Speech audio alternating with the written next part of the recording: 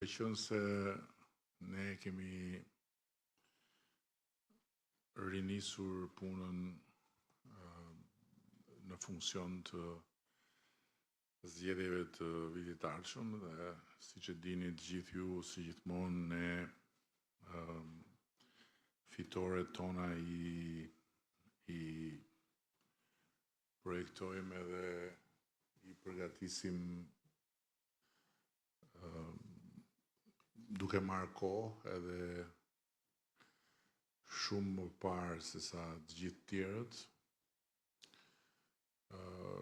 Ne kemi parë nevojën që të bëjmë një ristrukturim të punës në Bashkinë e Tiranës, po të shikojmë se si janë rritur disa qarqe. Është shumë e qartë që organizimi është aja.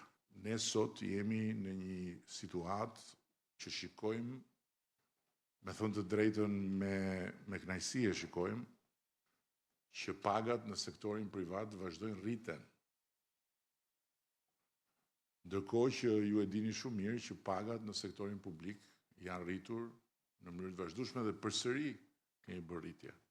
Po jo vetëm kemi bërë rritje, po tani kemi hyrë në një fazë ku siç bëm me mjekët, për shembull, siç bëm me ushtarakët, siç bëm me mësuesit, po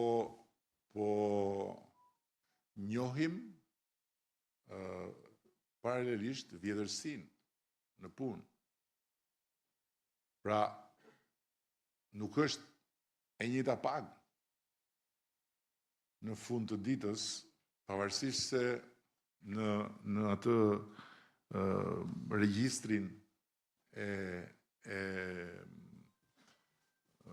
të punësuarve në spital, po themi, janë dy specialistë të njëjtit specialitet.